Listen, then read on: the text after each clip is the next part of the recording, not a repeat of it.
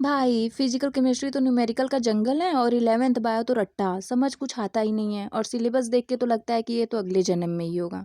ऐसा ही लगता है ना तुम्हें भी? पर अगर मैं कहूँ कि मैंने अपना पूरा फिजिकल केमिस्ट्री और 11th बायो सिर्फ 16 दिन में कंप्लीट किया है, बिना किसी सुपर पावर के, बिना टॉपर बने। मैं ये वीडियो बना रही हूँ क्योंकि मुझसे कमेंट में किसी ने पूछा था कि आपने कैसे किया, अपना स्ट्रेटजी बता दो। तो सबसे पहले मैं बता दूं, मैं कोई टॉपर नहीं हूँ, मैं कोई AIR 1 नहीं हूँ। मैं भी तुम जैसों की तरह एक नॉर्मल नीट एस्पिरेंट हूँ। एंड ट्रस्ट मी, अगर ये मैं कर सकती हूँ ना तो तुम भी कर सकते हो। बस ज़रूरत है तुमको डिसिप्लिन मेंटेन करने का और कॉन्सिस्टेंट रहने का। So let's start the video. सबसे पहले अगर केमिस्ट्री की बात करें तो केमिस्ट्री में सभी चैप्टर्स के, यानी चैप्टर वाइज 1 शॉर्ट लेक्चर करने हैं। और 1 शॉर्ट लेक्चर करने के बाद जो चीज़ उसमें नहीं समझ में आया वो पर्टिकुलर टॉपिक सर्च करके अलग से मैंने वीडियो देखा था, जिससे कि टाइम वेस्ट ना हो, क्योंकि बहुत सारी चीज़ें ईजी भी होती हैं, बहुत सारी चीज़ें टफ भी होती हैं। तो पहले 1 शॉट में कवर करो सारी चीज़ें, फिर जो नहीं समझ में आया उसको अलग से वीडियो देखा। देन सेम डे हम जिस चैप्टर को कंप्लीट किए हैं, जिसका लेक्चर कंप्लीट किए हैं, उसी चैप्टर का क्वेश्चन प्रैक्टिस करेंगे। और खुद से मैं नहीं कर रही थी, सबसे पहले मैं टीचर्स के साथ ही कर रही थी। यूट्यूब पे कोई वीडियो लगा ले रही थी जिसमें अच्छे से क्वेश्चंस करा रहे हैं, मैं उनके साथ क्वेश्चन प्रैक्टिस करती हूँ, जिससे कि हमें पता चल जाता है कि इस क्वेश्चन को अटेम्प्ट कैसे करना है।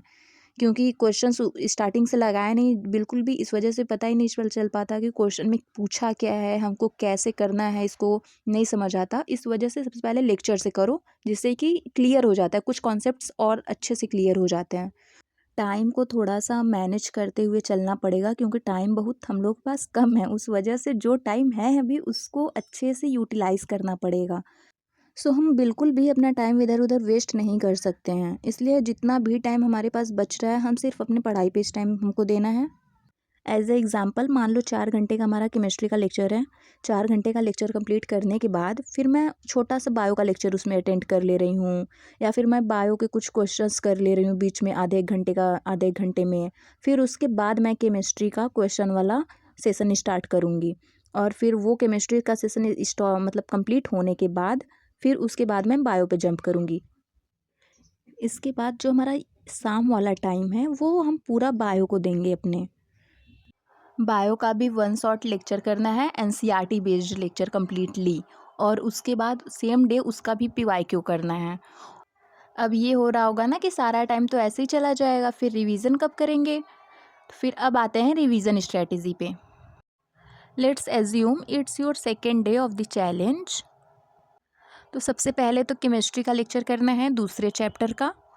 उस लेक्चर को कंप्लीट करने के बाद फिर जो बीच में मतलब बीच में जो गैप लोगे, उसमें हमको जो पिछले दिन जो बायो का चैप्टर पढ़े हो उस चैप्टर का NCERT बेस्ड क्वेश्चंस प्रैक्टिस करने हैं।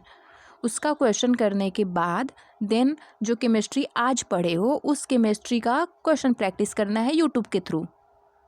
फिर केमिस्ट्री का क्वेश्चन कंप्लीट करने के बाद बायो का चैप्टर 2 का लेक्चर करना है। बायो चैप्टर 2 लेक्चर करने के बाद फिर केमिस्ट्री का PYQ करेंगे जो पिछले दिन किए थे। पिछले दिन जो चैप्टर पढ़े हो उस चैप्टर का हम PYQ करेंगे। ओके, फिर PYQ के बाद देन बायो का जो आज का चैप्टर पढ़ा हुआ है उसका PYQ करना है। आई नो कि थोड़ा सा कॉम्प्लिकेटेड हो गया, बट जब करने लगोगे तब समझ में आ जाएगा कि कैसे करना है। ऐसे जो हमारा पिछला चैप्टर्स है वो रिवाइज भी होता रहेगा, क्योंकि उसके क्वेश्चंस और मैक्सिमम क्वेश्चंस भी अटेम्प्ट कर पाओगे, और हमारा नया चैप्टर भी चलता रहेगा आगे।